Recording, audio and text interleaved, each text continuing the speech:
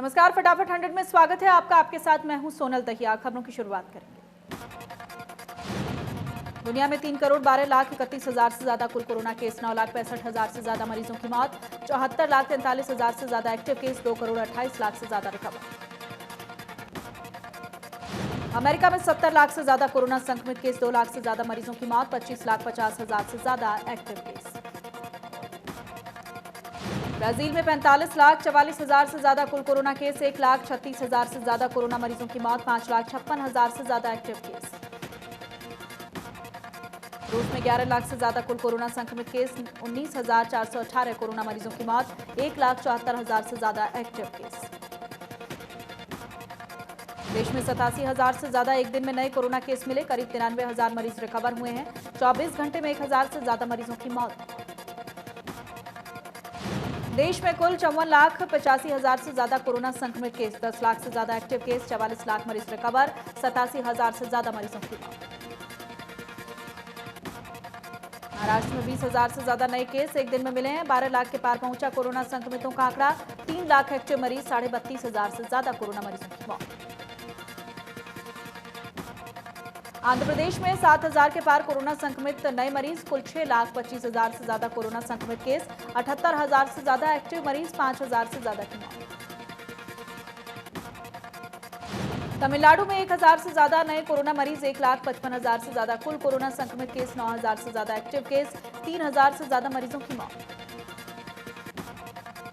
उत्तर प्रदेश में 5,500 से ज्यादा नए कोरोना मरीज, 3,54,000 से ज्यादा कुल कोरोना संक्रमित केस, करीब 66,000 एक्टिव कोरोना मरीज, 5,000 से ज्यादा कोरोना मरीजों की मौत। दिल्ली में एक दिन में 3,812 नए कोरोना मरीज, 2,46,000 के पार कुल कोरोना संक्रमित केस, 32,000 से ज्यादा एक्टिव मरीज, करीब 5,000 कोरोना मरीजों की मौत। एक दिन में 1,865 नए कोरोना संक्रमित मरीज, 1,14,000 के पार कोरोना संक्रमित केस, 18,000 से ज्यादा एक्टिव मरीज, 1,336 कोरोना मरीजों की मौत।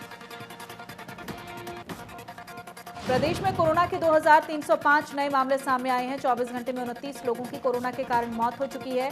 1,11,000 से ज्यादा हुआ है आंकड़ा, 88,697 मरीज रिकवर हो चुके हैं।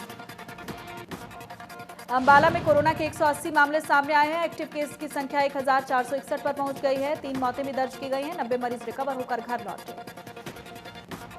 पंचकुला में 185 नए कोरोना संक्रमित मरीजों की पुष्टि हुई है। 2 मरीजों की कोरोना के चलते जान चली गई। पंचकुला में अब तक 6,759 मरीज कोरोना पॉजिटिव मिले हैं, जिसमें 1,378 केस एक्टिव हैं। नूंह में कोरोना से मौत के मामले थम नहीं रहे। कोरोना ने 20 साल की युवती की जान ले ली है। युवती इलाज के लिए मेडिकल कॉलेज नल्हड़ में भर्ती हुई थी। जिले में मरने वालों का आंकड़ा 20 हो गया है। नूंह में पिछले 24 घंटे में 13 नए केस मिले हैं। 14 मरीजों को डिस्चार्ज किया गया है। अब तक 1,034 केस मिले हैं। 113 केस एक्टिव हैं। 901 मरीज ठीक हो चुके हैं। कृषि मंत्री जेपी दलाल ने कांग्रेस पर निशाना साधते हुए कहा, कांग्रेस लाशों पर राजनीति बंद करे। साथ ही कहा, कांग्रेस को डर है कि अगर किसान मजबूत हुआ तो उनकी राजनीति खत्म हो जाएगी। कृषि मंत्री जेपी दलाल ने कहा कि किसानों के मामले में कांग्रेस सड़क पर राजनीति कर रही है। अध्यादेश किसान हितकारी है। बिल पास होने पर पीएम मोदी और कृषि मंत्री का धन्यवाद।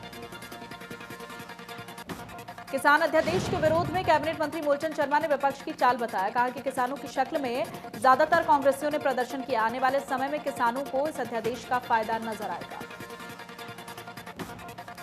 मूलचंद शर्मा ने कहा कि किसान अपनी फसल की गुणवत्ता के हिसाब से निर्धारित मूल्य से भी ज्यादा कीमत पर फसल देश में कहीं भी बेच सकते हैं। आने वाले समय में किसान खुशहाल होगा। कृषि से जुड़े 3 अध्यादेश को लेकर पूर्व मुख्यमंत्री भूपेंद्र सिंह हुड्डा का बयान। कहा, हरियाणा में किसी भी कीमत पर लागू नहीं होने देंगे तीनों अध्यादेश। कुछ लोगों को फायदा पहुंचाने के लिए बीजेपी ने बनाया है बिल। हुड्डा ने कहा कि मंडी के बाहर की खरीद पर भी एमएसपी लागू हो। हुड्डा ने कहा कि कांग्रेस ने मंडियों के विस्तार को लेकर योजना बनाई थी। बीजेपी बेवजह आरोप लगा रही है। कांग्रेस विधायक किरण चौधरी ने राज्यसभा में किसान अध्यादेश पेश किए जाने पर कड़ी प्रतिक्रिया दी। कहा कि देश के इतिहास में आज काला दिन है। किसानों के विरोध में उनकी गुलामी के लिए कानून पेश किए जा रहे हैं। किरण चौधरी ने कहा कि आजादी के बाद ये पहला मौका है जब राज्यसभा में ऐसे बिल पेश किए जा रहे हैं। कोरोना महामारी के बीच में ऐसा बिल लाया गया जिसमें ज्यादातर विरोध ना हो। सरकार हर चीज का निजीकरण करना चाहती है। कुरुक्षेत्र में कांग्रेस नेता अशोक अरोड़ा ने कहा कि 21 सितंबर को प्रदेश में कांग्रेस 3 अध्यादेश को रद्द करने के लिए रोष प्रदर्शन के जरिए डीसी को ज्ञापन देगी। कुरुक्षेत्र में इस प्रदर्शन की अगुवाई वो खुद करेंगे। कृषि अध्यादेश को लेकर पूर्व विधायक कुलवंत बाजीगर ने कहा, बिल किसान और व्यापारियों के हितों में है। लगातार किसान और व्यापारियों को बहकाया जा रहा है। किसानों को बिल समझ आएगा, किसान सरकार का सहयोग करेंगे। रोहतक में नई अनाज मंडी में किसान, आढ़ती और मजदूरों ने कृषि विधेयकों का विरोध किया है। जिला उपायुक्त को ज्ञापन देकर विधेयक को वापस लेने की मांग की है। अध्यादेशों के खिलाफ प्रदर्शन करते हुए अंबाला में किसानों ने अंबाला नारायणगढ़ हाईवे को जाम कर दिया है और धरने पर बैठ गए। इस दौरान किसानों ने सरकार के खिलाफ नाराजगी दिखाई और कहा कि सरकार एमएसपी पर कानून बनाए। किसानों के उग्र प्रदर्शन को देखते हुए पुलिस ने प्रदर्शनकारियों पर वाटर कैनन का इस्तेमाल किया, उन्हें रोकने की कोशिश की। किसानों ने अंबाला नारायणगढ़ हाईवे पर बंद किया और सड़क के दोनों ओर ट्रैक्टर ट्रॉली लगाकर धरने पर बैठ गए। रतिया में किसानों ने कृषि बिल के विरोध में प्रदर्शन किया है। इस दौरान प्रदर्शनकारियों ने कहा है कि किसान किसी भी हालत में इन बिलों को लागू नहीं होने देंगे। सुरक्षा व्यवस्था बनाए रखने के लिए पुलिस ने भी कड़े इंतजाम किए हैं। टोहाना में केंद्र सरकार के 3 अध्यादेशों के खिलाफ किसानों ने नेशनल हाईवे जाम कर दिया है। सरकार के खिलाफ नारेबाजी की है। किसानों ने हिसार रोड पर वाहनों की आवाजाही को बंद कर दिया है। तहसीलदार ने बताया कि हिसार रोड पर निजी वाहनों का रूट बदला गया है। हाईवे पर लोगों को भारी जाम का सामना करना पड़ा है। महम के निर्दलीय विधायक बलराज कुंडू ने भैणी महाराजपुर गांव में किसानों के प्रदर्शन में पहुंचकर समर्थन दिया है। कुंडू ने सरकार को चेतावनी दी है कि अगर 1 अक्टूबर तक अध्यादेश वापस नहीं लिया गया तो 2 अक्टूबर को महम के ऐतिहासिक चौबीसरी के चबूतरे पर अनशन पर बैठेंगे। कुंडू ने कहा कि अध्यादेश किसान समुदाय के लिए डेथ वारंट के समान है। किसी भी सूरत में किसानों के साथ अन्याय को बर्दाश्त नहीं करेंगे। किसानों के लिए कोई भी कुर्बानी देने को हमेशा तैयार। यमुनानगर में टोल प्लाजा पर किसान यूनियन के प्रदेश अध्यक्ष गुरनाम सिंह चढ़ूनी के नेतृत्व में चंडीगढ़ हरिद्वार नेशनल हाईवे जाम कर दिया गया। इस दौरान भारी संख्या में पुलिस बल तैनात रहा। आंदोलन में हजारों की संख्या में किसान टोल प्लाजा पर पहुंचे। गुरनाम सिंह चढ़ूनी ने कहा कि अध्यादेश को कानून का रूप देकर ऐसा ढांचा खड़ा किया जा रहा है जिससे खाद्य सामग्री को कुछ लोग खरीदेंगे और फिर पूरे देश में बेचेंगे। जुलाना की नई अनाज मंडी के सामने किसानों और आढ़तियों ने जींद रोहतक नेशनल हाईवे पर जाम लगा दिया। किसानों ने ट्रैक्टर सड़क के बीचों बीच खड़े कर दिए और मंडी के गेट पर धरना दिया। नेशनल हाईवे पर जाम के चलते आवागमन बाधित हो गया है। जाम लगने के बाद पुलिस को दोनों तरफ आने जाने वाले वाहनों को डायवर्ट करना पड़ा। पुलिस प्रशासन पूरी मुस्तैदी से तैनात था ताकि कोई अप्रिय घटना न हो। फरीदाबाद में अध्यादेश के खिलाफ कोई बड़ा प्रदर्शन देखने को नहीं मिला है। गांव चंदावली में धरना दे रहे किसानों ने अध्यादेश के खिलाफ अपनी असहमति जताई है। सरकार के अध्यादेश को किसान विरोधी बताया है। किसानों ने कहा कि अध्यादेश को लाए जाने से पहले उन्हें प्रदेश के किसानों की राय लेनी चाहिए, लेकिन सरकार ने ऐसा नहीं किया। सरकार को फसलों का न्यूनतम मूल्य निर्धारित करना चाहिए था। हरियाणा सिख गुरुद्वारा प्रबंधन कमेटी के प्रदेश उपाध्यक्ष ने हरसिमरत कौर बादल के इस्तीफे पर चुटकी लेते हुए कहा कि सिर्फ एक शिरोमणि अकाली दल का ड्रामा है। आगे पंजाब में विधानसभा चुनाव आ रहे हैं जिसको लेकर यह ड्रामा खेला गया है। प्रदेश उपाध्यक्ष ने कहा कि लोगों को गुमराह किया जा रहा है। पंजाब में शिरोमणि अकाली दल और बीजेपी का गठबंधन है, वो क्यों नहीं तोड़ा। हरियाणा सिख गुरुद्वारा प्रबंधन कमेटी किसानों के साथ है और किसानों के आंदोलन का समर्थन करती है। केंद्र सरकार के लागू किए गए 3 कृषि विधेयकों के विरोध में भारतीय किसान यूनियन ने गन्नौर लघु सचिवालय के सामने रेलवे रोड पर प्रदर्शन कर प्रधानमंत्री नरेंद्र मोदी का पुतला फूंका है। कृषि विधेयकों के विरोध में भागी हुई जिला अध्यक्ष रोहताश बेनीवाल के नेतृत्व में किसान नेताओं ने सरकार के खिलाफ जमकर नारेबाजी की। किसान नेताओं ने अपने संघर्ष को और तेज करने की चेतावनी दी है। जिला अध्यक्ष रोहताश बेनीवाल ने कहा है कि किसानों को बर्बाद करने, कॉर्पोरेट और निजी कंपनियों को कृषि क्षेत्र में पैर पसारने का रास्ता तैयार किया जा रहा है, जिस कारण किसान सड़कों पर उतरने को विवश हो रहे हैं।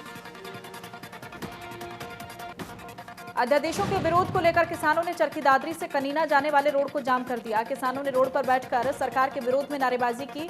जेजेपी किसान और कोषाध्यक्ष यदवेंद्र ने किसानों का समर्थन करते हुए पार्टी को अलविदा कह दिया। सरकार को चेतावनी देते हुए किसानों ने कहा कि या तो सरकार अध्यादेश वापस ले, नहीं तो आने वाले समय में इससे भी बड़ा आंदोलन होगा। इस दौरान पुलिस प्रशासन भी पूरी तरह से मुस्तैद नजर आया। जगह जगह पुलिस ने बैरिकेडिंग की। सिरसा में पंजुआना गांव में किसानों ने नेशनल हाईवे 9 पर जाम लगा दिया। सरकार से कृषि से जुड़े विधेयक वापस लेने की मांग की। सोनीपत में किसान अपनी मांगों को लेकर अड़े हुए हैं। हाईवे जाम कर दिया। किसानों ने कई जगह पर सड़क जाम कर सरकार से बिल वापस लेने की मांग की। जाखल में किसानों ने कृषि विधेयकों के खिलाफ प्रदर्शन करते हुए कड़ैर चौक पर रोष जाहिर किया है। सड़क पर जाम लगा दिया। किसानों ने सरकार से बिल को वापस लेने की मांग की। पानीपत में किसान सड़कों पर उतरे और हाईवे जाम कर दिया। इस दौरान किसानों ने सरकार से बिल वापस लेने की मांग की। कृषि विधेयकों के विरोध में किसानों ने शाहबाद के दाऊ माजरा गांव और कुरुक्षेत्र के कमोदा के पास हाईवे पर जाम लगा दिया। करनाल में किसानों के विरोध प्रदर्शन को देखते हुए जिला प्रशासन ने पुख्ता इंतजाम किए हैं। किसानों को रोकने के लिए करीब 700 पुलिसकर्मी सड़कों पर तैनात किए गए। एसपी ने कहा किसी भी स्थिति से निपटने के लिए पुलिस मुस्तैद है। अंबाला रेंज के आईजी ने कुरुक्षेत्र में पीपली पर हाईवे का निरीक्षण किया है। किसानों के प्रदर्शन को लेकर पुलिस ने सतर्कता बरती है। किसानों के प्रदर्शन को देखते हुए जींद में कानून व्यवस्था बनाए रखने के लिए 8 डीएसपी, 22 इंस्पेक्टर और 800 पुलिसकर्मी ड्यूटी पर तैनात किए गए। मौके पर तैनात डीएसपी ने कहा किसी को भी कानून हाथ में लेने की इजाजत नहीं है। घरौंडा में किसानों ने करनाल मुनक रोड पर जाम लगा दिया। जाम लगाए बैठे किसानों ने सरकार के खिलाफ जोरदार नारेबाजी करते हुए तीनों कानून वापस लेने की मांग की। जाम के चलते पुलिस ने ट्रैफिक डायवर्ट किया। कुरुक्षेत्र में किसानों और आड़तियों ने मिलकर पिहोबा जाने वाली सड़क पर ट्रैक्टर ट्रॉली खड़े करके जाम लगा दिया। किसान और आड़ती सड़क के बीचों बीच बैठ गए। जींद में किसानों ने चेतावनी दी कि अब हम आगे की रणनीति बनाएंगे। जो 25 तारीख को पूरा भारत बंद करने का ऐलान किया गया है, हम पूरे भारत को बंद करने का काम करेंगे।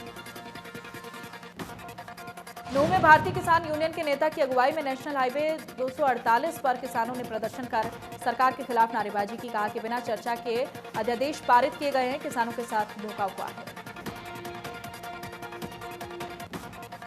करनाल में भी किसानों ने गगसीना गांव जुंडला अनाज मंडी के बाहर प्रदर्शन किया है। भादसों में किसानों ने जाम लगाया। कानून व्यवस्था को बनाए रखने के लिए पुलिस के जवान तैनात किए गए हैं। अध्यादेशों को लेकर इंद्री में किसानों ने रोड जाम किया। सरकार के खिलाफ जोरदार नारेबाजी की। किसान नेता ने कहा कि 25 सितंबर को पूरा हरियाणा बंद करेंगे। प्रदर्शन की वजह से सड़क के दोनों ओर वाहनों की लंबी कतारें लग गई। पृथला में 26 गांव को नगर निगम में शामिल किए जाने के प्रस्ताव का ग्रामीण लगातार विरोध कर रहे हैं। इसी क्रम में ग्रामीणों ने कैबिनेट मंत्री मूलचंद शर्मा को ज्ञापन सौंपकर गांव को निगम में शामिल न किए जाने की अपील की। ग्रामीणों का कहना है कि उनके इलाके में जो पंचायत है जो काम कर रही है वो काफी बेहतर तरीके से कर रही है, इसलिए उन्हें नहीं लगता कि उनके गांव को नगर निगम में शामिल किया जाना चाहिए।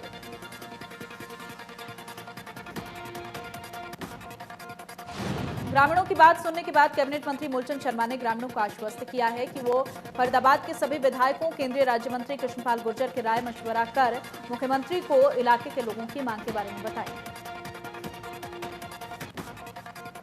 गोलाचिका में बीजेपी के पूर्व विधायक कुलवंत बाजीगर ने गांव ढोपुर में बनाए जा रहे कम्युनिटी हॉल का शुभारंभ किया है। आदर्श ग्रामीण विधायक योजना के तहत 15 लाख की लागत से कम्युनिटी हॉल बनाया जा रहा है। फरीदाबाद में पीएम मोदी के जन्मदिन पर आयोजित सेवा सप्ताह का समापन किया गया। इस दौरान महिला आयोग की सदस्य रेणु भाटिया ने बाजार में खरीदारी करने आई महिलाओं को जूट के थैले बांटे। पलवल के नागरिक अस्पताल में गंदगी से लोगों को भारी परेशानियों का सामना करना पड़ रहा है। गंदगी का आलम यह है कि अस्पताल में पिछले 6 महीने से सीवर का पानी खुलेआम बह रहा है।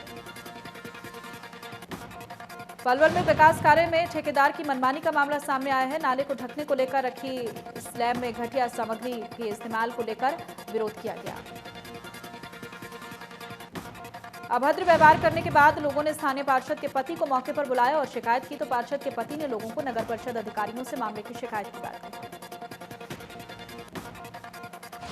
करनाल में प्रशासन ने चालान राशि में राहत दी है। एसडीएम ने बताया कि 22 मार्च से 31 मई तक जो भी चालान काटे गए थे उन वाहनों के चालान राशि को कम कर दिया गया है।